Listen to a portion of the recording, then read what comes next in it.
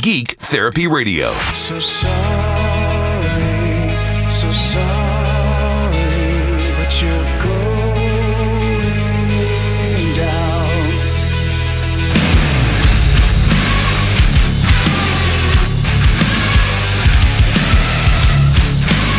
Welcome to Geek Therapy Radio.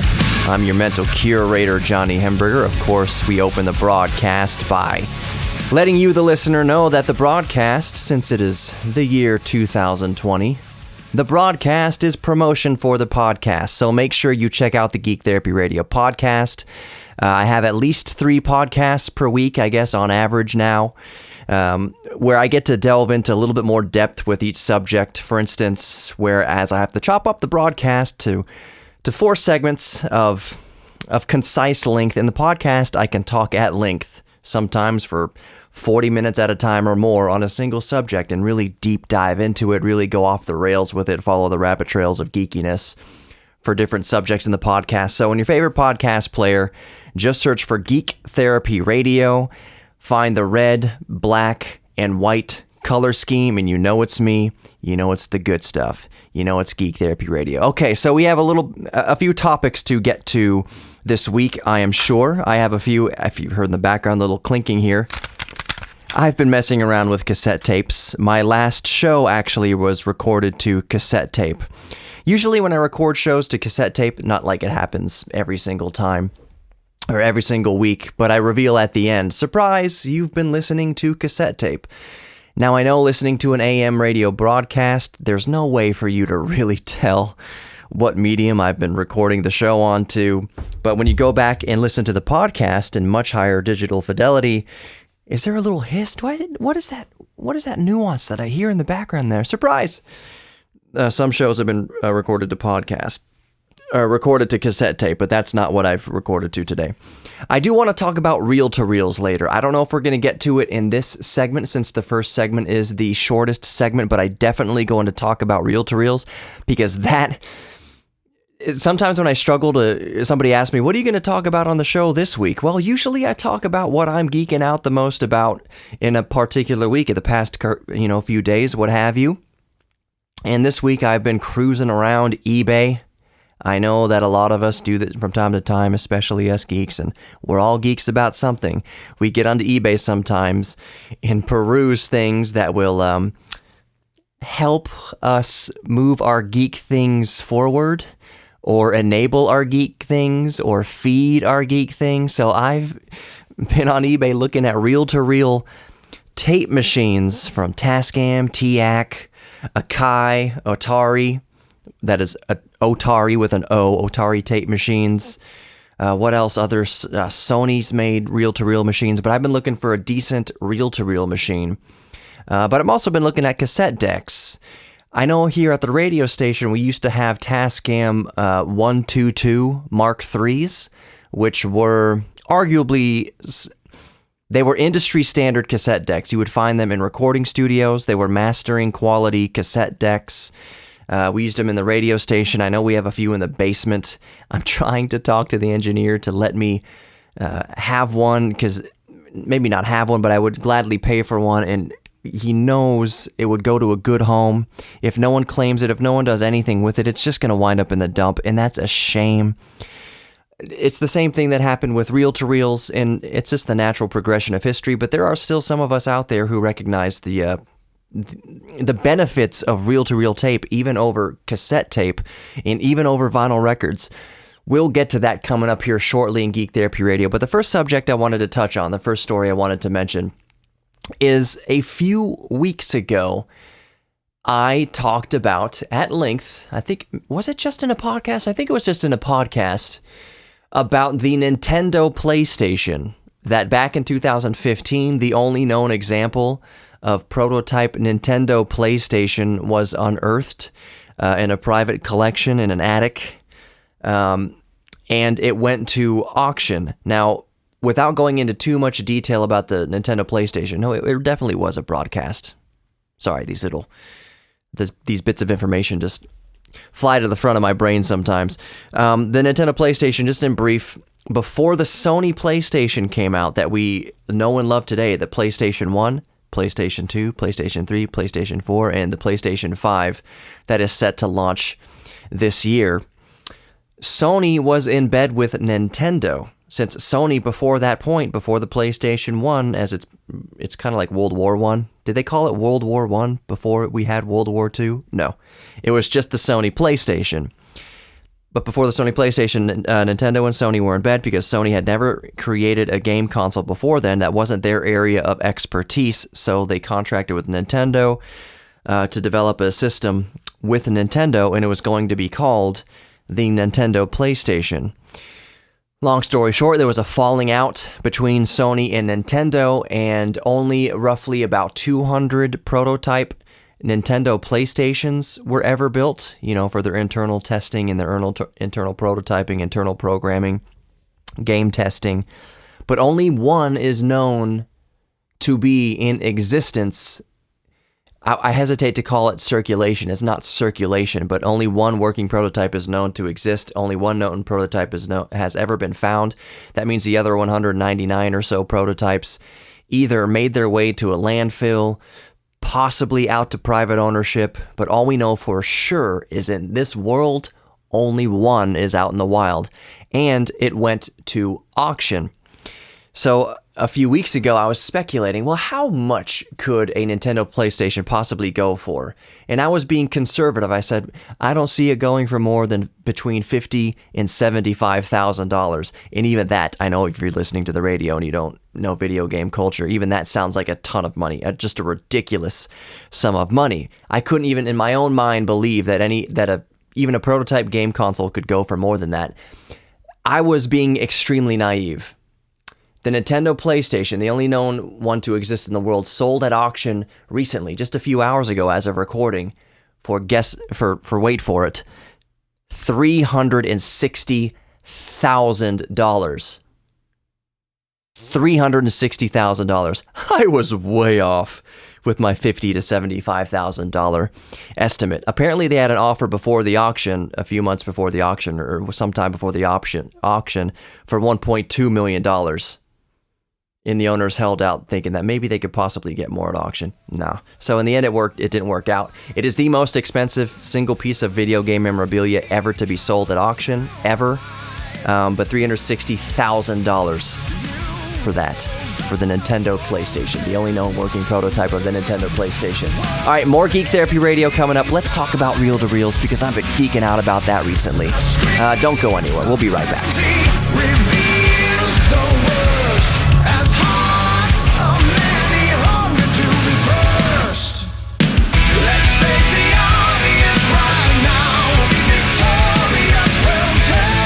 Welcome back to Geek Therapy Radio. I am your mental curator, Johnny Hemberger.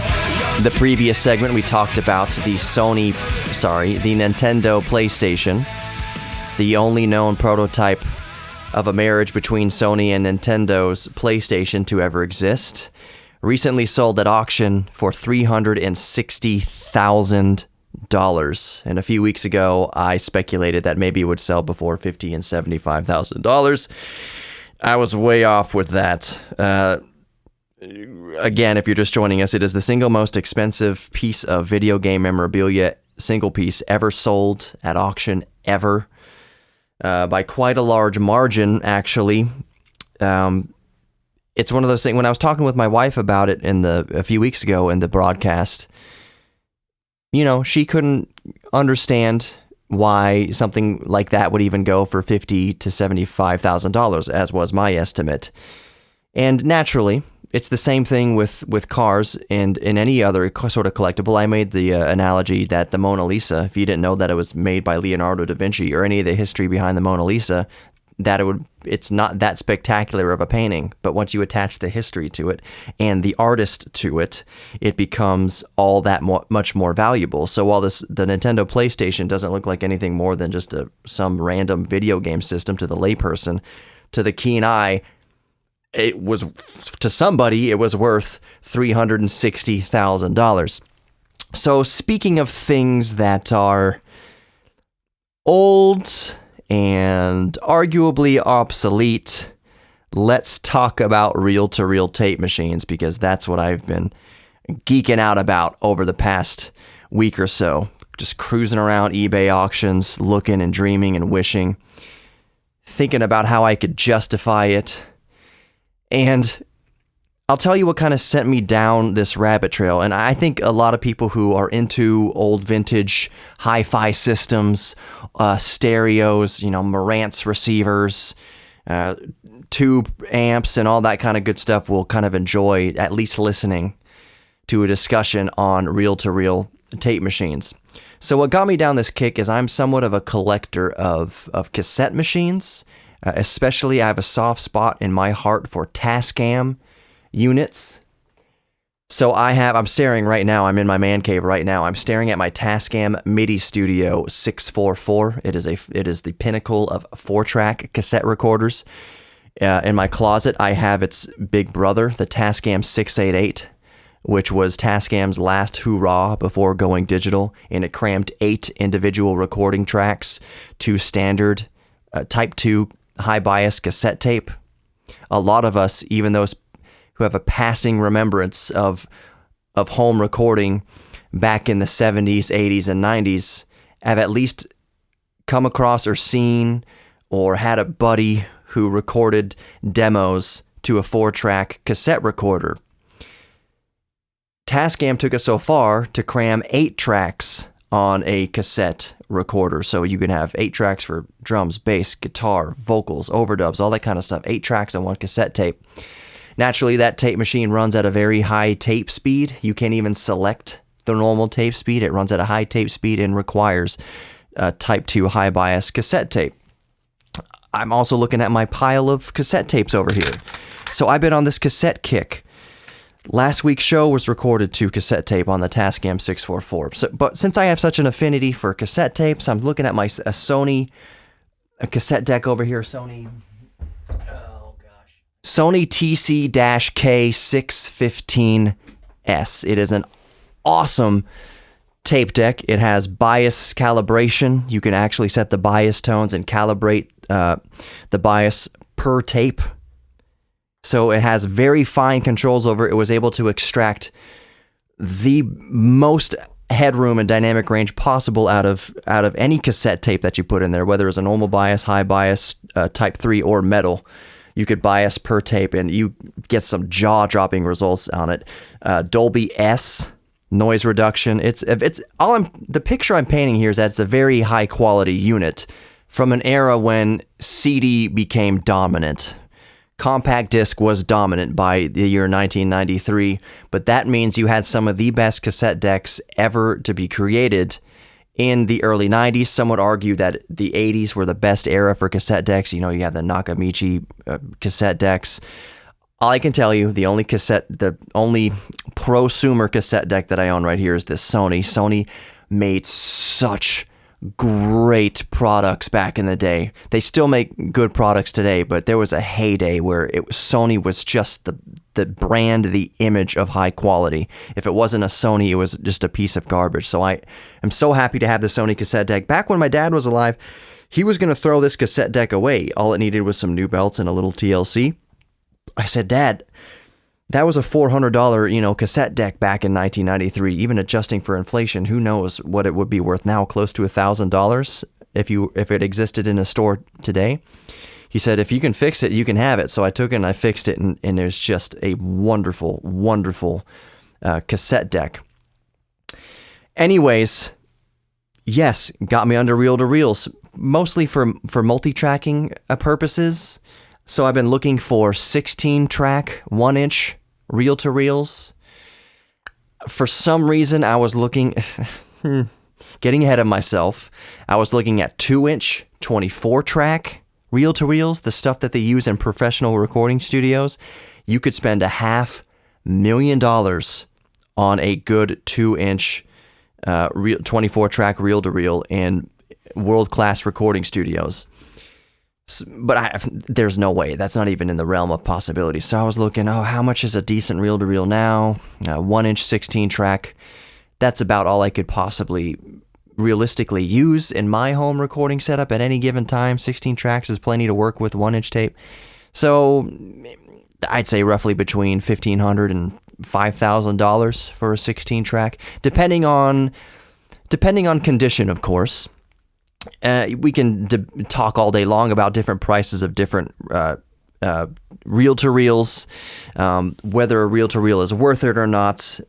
But let me tell you something. Here's the plain truth of it all. Once you start getting into audiophile arguments, you start going down the rabbit trail of audiophilia. Things get very murky. Things get very defensive. Things get very debatable. Things get very intense.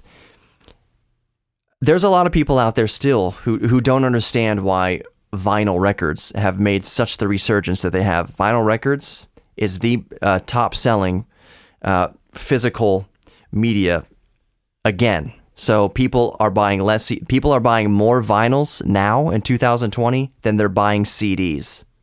That's where it's at right now. Vinyl has come back.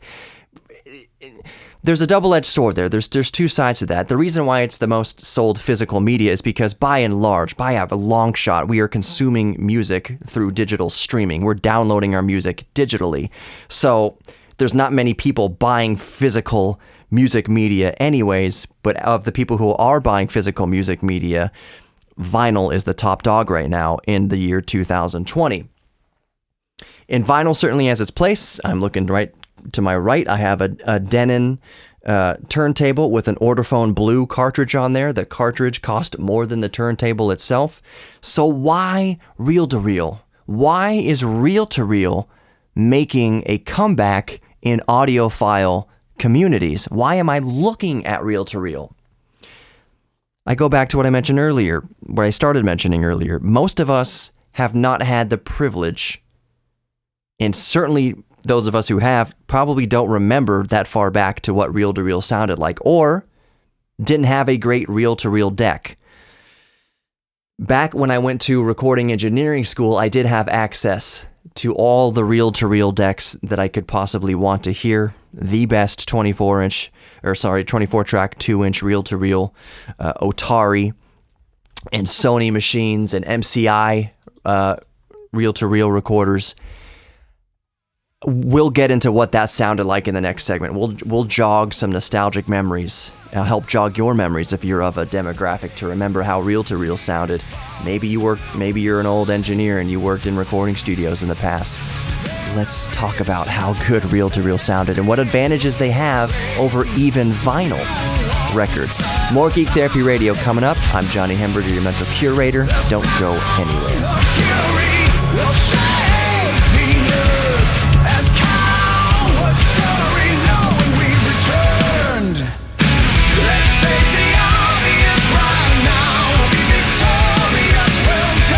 Welcome back to Geek Therapy Radio. I'm your mental curator, Johnny Hemberger. We left the discussion talking about reel-to-reels, and we will continue that discussion here, but I think we'll start by going over some of the benefits of reel-to-reel audio tape versus vinyl. Vinyl is all the rage these days. Vinyl is the most popular physical media format again these days because the lion's share of what we consume is digital. We stream through Spotify. We listen to digital podcasts. All of our music, we download our music now. We listen to music on iTunes. We get our music digitally.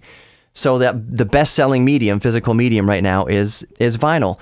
And artists, modern artists, come out with albums on vinyl. Almost most big artists you listen to, whether it's Justin Timberlake or Metallica put something else out, Foo Fighters put out new albums, anything, they all release to vinyl now because if people buy physical media, they're buying vinyl. Let me tell you something. Vinyl records have never, ever sounded better than they do right now in the year 2020. And I know you might be thinking one of two things. One, you might be thinking, vinyl records were scratchy, pieces of crap, good riddance, I was happy to see them go. You might be in that camp. Your only remembrance of vinyl records was that they sounded horrible. Or you took really good care of your records and you had a really great hi-fi and you're thinking nothing since has sounded better than vinyl records. You hate digital, you're not on board with digital, you're sad that everything is MP3s now and you're listening through your phone and earbuds and everything now. So you're in one of those two camps, or you're in the middle and you don't really have any opinion at all on vinyl records. You weren't terribly familiar with them. So one of the things that made vinyl so great, that makes vinyl so great right now in 2020, think practically about it. Vinyl has had over 120 some odd, maybe 130-ish years, something like that, of research and development. It's had well over 100 years to become perfect, to perfect itself. It is one of those rare formats that has been around for over a century, for decades and decades and decades, getting better and better and better and more refined and more refined. And with the production manufacturing techniques we have now, we can squeeze the most out of a vinyl record possible. Put on a John Mayer record. John Mayer is anal retentive about making separate studio masters to print to vinyl. There's some record companies that'll print a master to vinyl without any sort of prep work for vinyl. There's lots of prep work that needs to happen in the mixing and mastering process before pressing to vinyl. Some record companies, for whatever punk pop bands, won't go through that process, and they'll just put the normalized, limited, brick wall limiter, loudness war victim MP3 onto a vinyl record and sell it. No. People like John Mayer, Foo Fighters, buy a Foo Fighters record, Concrete and Gold, Wasting Light. Those are some of the best sounding vinyls you can ever purchase. They were mastered specifically to be printed to vinyl, with vinyl being the end format in mind. Wasting Light, Foo Fighters, they recorded that entire album onto reel-to-reel analog tape, 16-track reel-to-reels. They mastered it analog, and then they pressed it to vinyl analog. So when you buy Wasting Light by Foo Fighters, it is 100% analog if you buy the vinyl. It's really cool, and this sounds really great. That being said, let's relate this to reel-to-reel and why some argue that reel-to-reel is superior. And this is the kind of stuff that I really geek out about here, the technical details, the nitty-gritty. With a vinyl record, you can't have any right angles in the grooves because the stylus cannot follow a right angle. It'll skip past that sound wave. So you can't have square waves on there.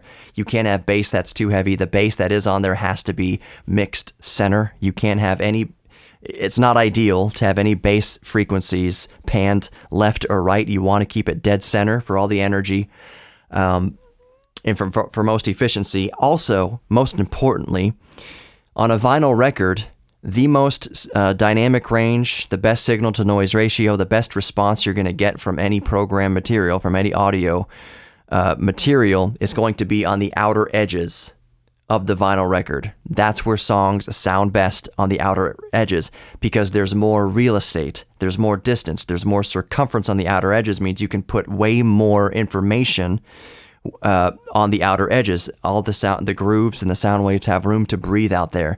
As you go towards the middle of the vinyl record, it becomes less real estate. It's less circumference as you get closer to the inside of the record. So the last track on the inside of the record is usually chosen to be something with less audio energy, something that naturally has less bass, less loud drums, something more easy listening is going on the inner tracks of a vinyl record.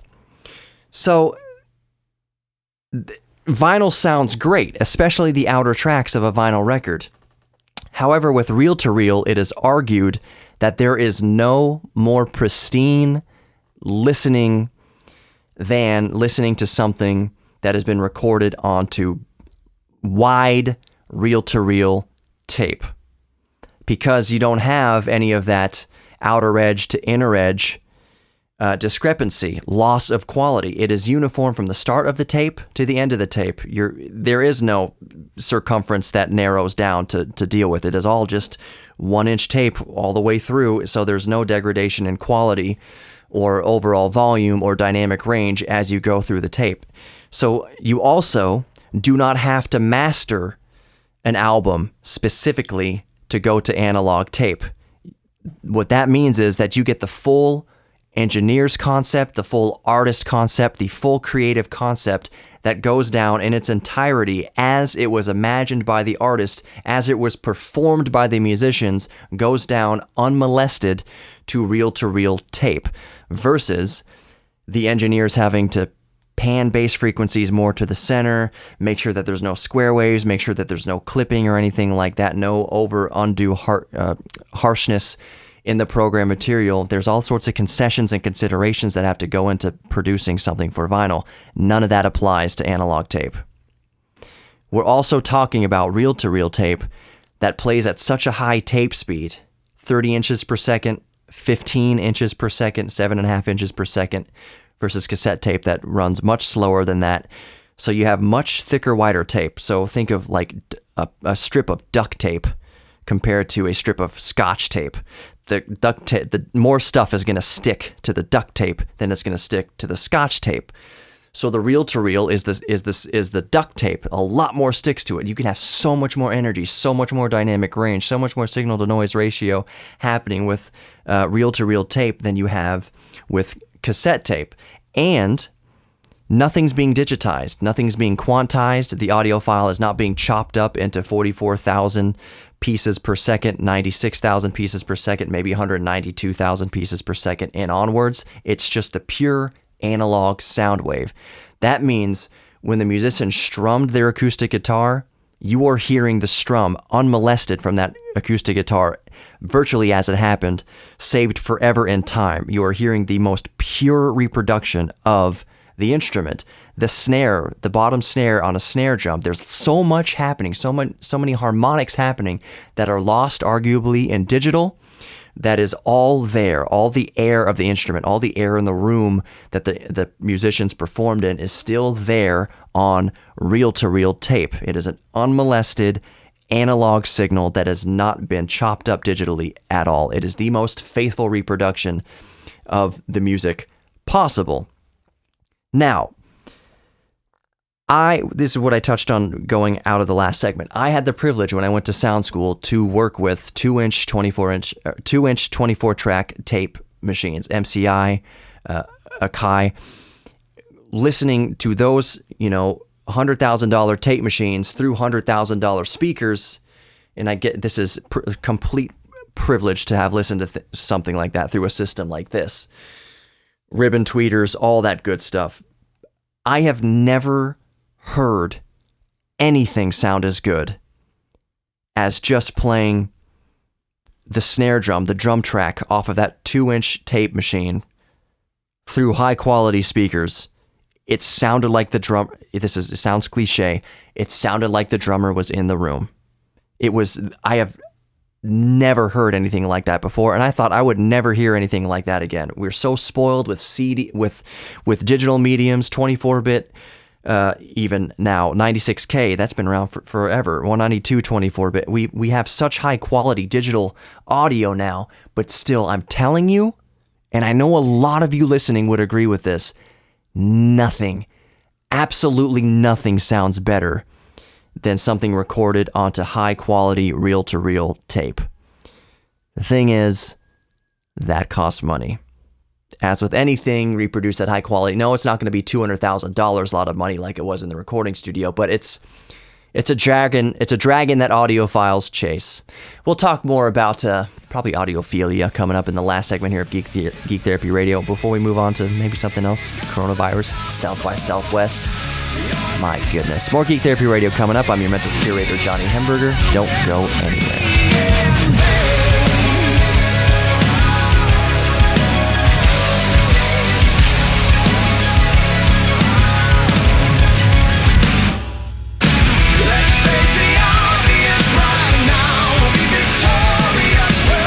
Welcome back to Geek Therapy Radio. I'm your mental curator, Johnny Hemberger, and we've been talking about audiophile stuff, specifically reel-to-reel tape recorders and playback systems. I briefly mentioned price. I alluded to price in that, no, listening to reel-to-reel tapes is not going to cost, upwards of $200,000 like I was able to listen to when I was going to recording engineering school and working with 2-inch 24-track tape machines through $100,000 pair of custom-built tannoy studio monitors with ribbon tweeters and all that in an acoustically treated room. No. I'm sure if you're Elton John, sure, you can go out and purchase a system like that. But the fact of the matter is, there's not a whole lot of reel-to-reel being sold, either the actual tape or the units themselves. Now, yes, you can still find them. There's still a company or two out there that refurbishes reel-to-reel tape machines, like officially, and then they turn around and sell them. You can spend, I'm telling you, it's easy to spend upwards of $5,000, if not more. $2,000 easy if you want a really good hi-fi, professional grade reel-to-reel player for your own home. You can spend $2,000. You can also spend way less than that. If you know what you're doing and you know how to tinker with things, you know how to clean things up, you have experience with reel-to-reels from the past, or you know a friend who does, less than $1,000. I would say probably ballpark. Honestly, this is consumer advice when it comes to reel-to-reels. But about probably $1,000, $1,200. This is just from my searching around on the internet. About $1,200 would get you into a really nice, professional grade reel-to-reel, half-inch tape, possibly quarter-inch, but half-inch tape is not out of the question, reel-to-reel playback system. So there are still companies that produce, reel-to-reel tape, 2-inch tape for recording studios, because there are still, even though it's becoming fewer and farther between, there are still quite a few, especially world-class recording studios, that still record to 2-inch tape. Even in 2020, there are still artists who just have an unlimited budget who record onto 2-inch tape. Now, usually, they're just laying down the tracks to the 2-inch tape, and then they bounce all the tracks from the 2-inch tape into Pro Tools, and then they work on it digitally. That way, putting all their compression and their reverbs and plugins and things like that. That's how they usually do it. They record the tape, and then they bounce it all into the computer for easier editing. The way I do it with my 8-track and 4-track cassette recorders is I record, this is mostly what I do. I'll record my audio at 24-bit, 96K, what have you, just raw into the computer. Then I'll dump it out onto the cassette tape to give it just the touch of analog, and then I'll bounce it back into the computer for editing. That's just how I do it. That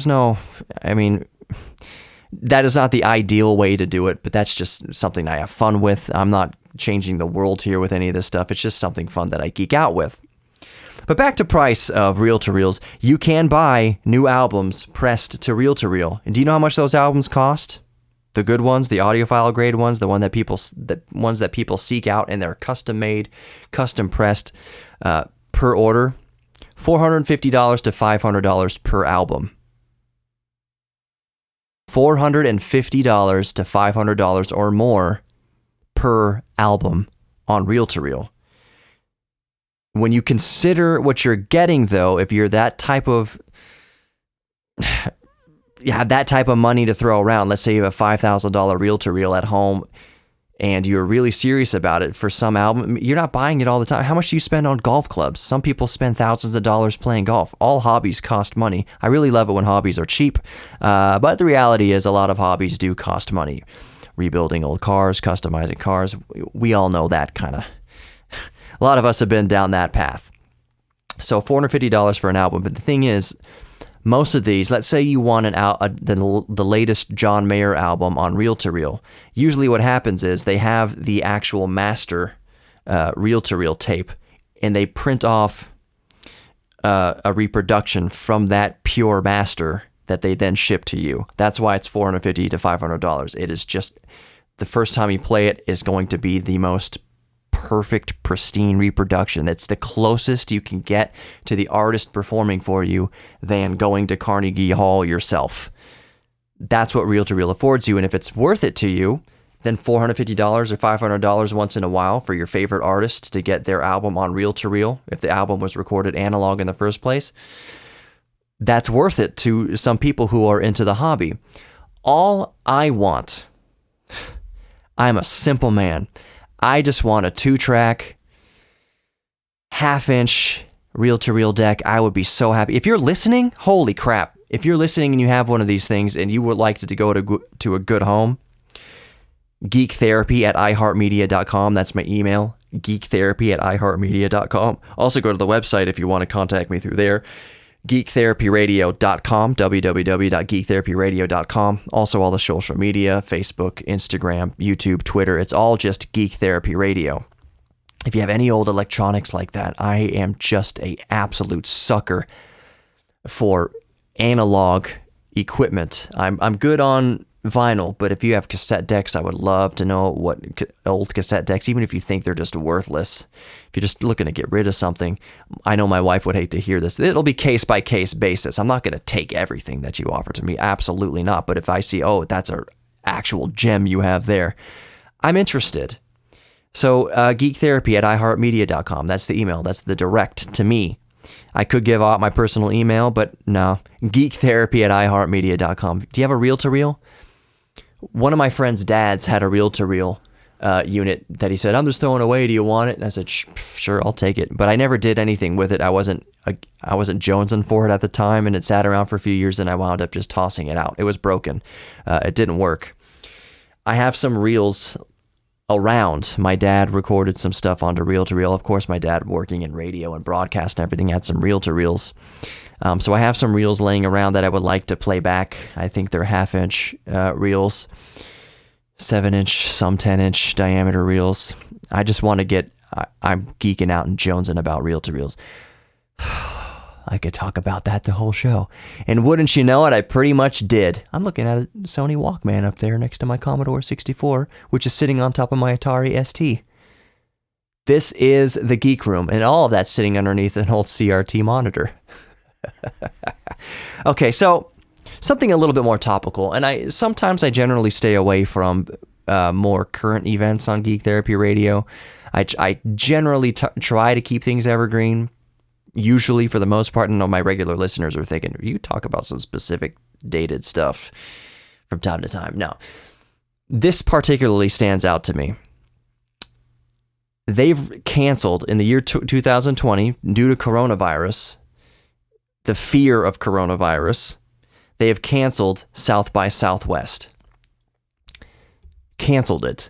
Now, in the city's defense, a lot of big sponsors had pulled out of South by Southwest out of their own coronavirus fear. So Microsoft pulled out of South by Southwest. I think Netflix pulled out of South by Southwest. And basically, so many vendors had pulled out of South by Southwest that the city just said, you know what? Yeah, we're just going to err on the side of caution here, and we are going to cancel South by Southwest. Do you know what the first thought that came to my mind, though? Actually, the second thought. The first thought that came to my mind was, okay, this is just getting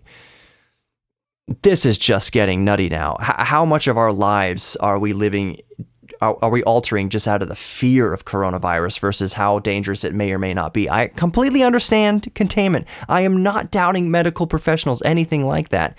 But the second thought that came to my head when they said we canceled South by Southwest this year, I thought, how many people would have died of alcohol poisoning at South by Southwest? I guarantee you it would be more people than that would have died from coronavirus. If 1 or 2 people died at South by Southwest from drinking too much, that probably more people than would have died through coronavirus. That was the second thought that came to my head. Again, I'm biting my tongue. I'm not a medical professional. I am not at all saying, yeah, just disregard the coronavirus warnings. But we're starting to cancel things, shut down. The stock market is reacting. Electronics companies have stopped shipping things. It's causing a big, massive thing. Computer parts, building computers this year is going to get very expensive very soon. Thank you for listening to Geek Therapy Radio. My name is Johnny Hamburger, Menu Mentor Curator. Visit Best Automotive in Kingwood to take care of your classic or modern cars, and know that you are worthy of love and your own self-respect. Talk to you next week. Thanks for listening.